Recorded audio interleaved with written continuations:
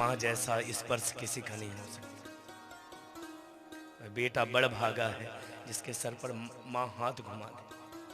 माँ बच्चे के मस्तक को चुंबन करे तो बच्चे की आयु बढ़ती है। कभी देखना, माँ कितनी भी बूढ़ी हो जाए, आज भी कई ऐसी माँ हैं कि बच्चे के मस्तक को जरूर चूमती है।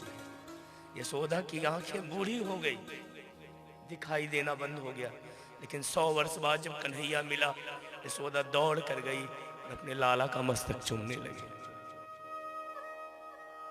राम का जब वनवास होने लगा तो कौशल्या राम के पास गई। कभी राम के हाथों को चूमती है, कभी गालों को चूमती है, कभी सर को सहलाती है।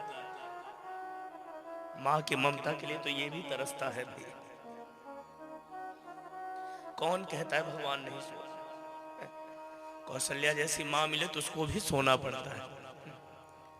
छगन मगन मेरे लाल को आजारी निंदिया, चंचल चितवन राम के नैनन बीच समा। जगत के नाथ को मैया सुलाती है और भगवान सो भी जाते हैं भैया। भगवान आज भी खाने आ जाएं, लेकिन खिलाने की इच्छा तो हो। आपने संत नामदेव का नाम सुना होगा। महाराष्ट्र के बहुत अद्भुत संत हुए नामदेव। 2 मिनट ध्यान से कथा सुने फिर आगे बढ़ूं मैं। महाराष्ट्र के संत हुए नामदेव, और देखो संतों का नाम लिया और संत भगवान भी पधार गए। बोले संत भगवान की जय। नामदेव संत हुए। नामदेव जब 5 वर्ष के थे, ध्यान से आप सब कथा में ध्यान दें।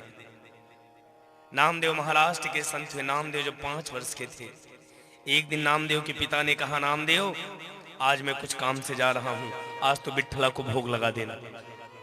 आज मैं भोग लगाने नहीं जा पाऊंगा। लाला एक काम करना, आज तो बिट्ठला को भोग लगा देना। अब नामदेव को माँ ने बढ़िया थाली तैयार करके दे दी। अब नामदेव को क्या पता भोग कैसे लगाया जाता है। नामदेव बिट्ठला के सामने गए और बिट्ठला के सामने जाकर बिट्ठला के सामने जाकर नामदेव ने थाली रख दी और कहा, प्रभु खाओ। अब नामदेव को क्या पता कि बस जल घुमाना होता है, हम लोग ऐसी भोग लगाते हैं ना, थाली रख दी, जल घुमा दिया, बाद में वही भोजन आराम से सबने उड़ाया। लेकिन नामदेव ने थाली रखी और कहा, प्रभु खाओ। आधे घंटे बीत गए, 1 घंटा बीत गया, बिट्ठला आया ही नहीं। अरे पाओ ना प्रभु। रोज पिताजी खिलाते थे तो पा लेते थे, आज मैं खिलाने आया हूं तो नहीं पा रहे। अरे पाओ ना। भगवान आ ही नहीं रहे थे। रामदेव ने कहा, अच्छा नहीं आओगे, जाओ, आज आपने नहीं प्रसादी पाई तो आज के बाद मैं भोजन ही नहीं करूंगा। और जब इतने भाव से कहा, बिट्ठला प्रकट हो गया और नामदेव के पूरे प्रसाद को बिट्ठला पा गया, पूरी थाली साफ। अब नामदेव जब शाम को लौटे, माँ ने कहा, ला प्रसाद, क्योंकि रोज की तो आदत थी कि थाली जाती थी और वैसी थाली आ जाती थी और बढ़िया सब भोग लगाते थे, लेकिन आज थाली साफ। माँ ने कहा, नामदेव प्रसाद कहाँ है भगवान का? नामदेव ने कहा, वो तो बिट्ठला खा गया। बिट्ठला खा गया? झूठ बोलता है, सच सच बता। इतने में पिता आ गया। पिता ने कहा, बेटा कहाँ है प्रसाद? नामदेव ने कहा, पिताजी बिट्ठला ने खाया है। कौन भरोसा मानेगा भैया? पिता को भरोसा नहीं हुआ। पिता ने कहा, तो ठीक है, कल मैं देखता हूं तेरा बिट्ठला कैसे खाता है। कल तू फिर से भोग लगाना, कल मैं देखने चलता हूं बिट्ठला कैसे खाता है। और दूसरे दिन पता है, दूसरे दिन ये नामदेव का पिता नामदेव को प्रसाद दिया और कहा, आज भोग लगा। नामदेव पुनः थाली लेकर गए, बिट्ठला के सामने रख दिया और नामदेव का पिता दरवाजे के पीछे आकर छुप कर बैठ गया, देखने के लिए कि कैसे बिट्ठला खाता है। और पता है, जैसी थाली सामने रखी, नामदेव ने कहा, प्रभु आकर पाइए ना, आकर भोजन लीजिए ना। भगवान आ ही नहीं रहे थे। कई घंटे बीत गए, नामदेव बार बार, आओ ना प्रभु, आओ ना प्रभु, कल तो खा लिए थे, आज भी खाओ ना।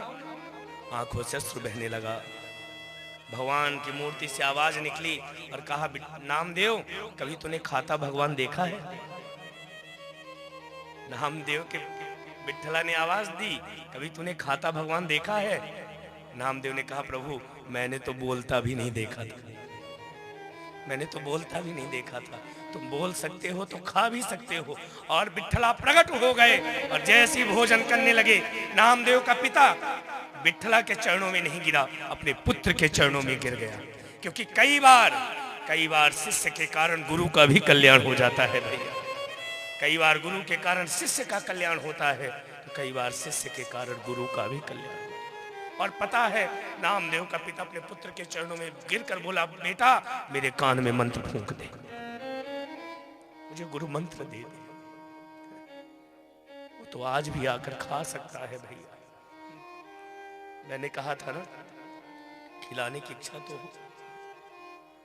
कौन कहता है भगवान खाते नहीं, कौन कहता है भगवान खाते नहीं, तुम सबरी के जैसे खिलाते नहीं, तुम सबरी के जैसे खिलाते। और एक बात आपसे कहूं भैया, एक बार उद्धव द्वारिकाधीश के पास गए और बोले कन्हैया एक बात बताओ, आपको तो दुनिया में खूब अन्नकूट लगता है, खूब 56 भोग लगता है, लेकिन द्वारिकाधीश सच सच बताइए किसके भोजन में आपको स्वाद मिला।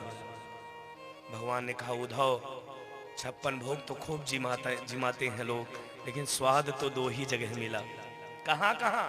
भगवान ने कहा उद्धव एक स्वाद तो सबरी मैया के जूठे बैर में मिला और एक विदुर काका के घर के छिलके में मिला भैया। भाव का भूखा हूं मैं, भाव ही बसार है, भाव से मुझको भजे जो उसका बेड़ा पार है। भाव बिन कुछ भी वो देवे मैं कभी लेता नहीं, भाव से एक फूल भी दो तो मुझे स्वीकार है। उसको तो सबरी के बैर मीठे लगते हैं भाई। तभी तो किसी कवि ने कहा है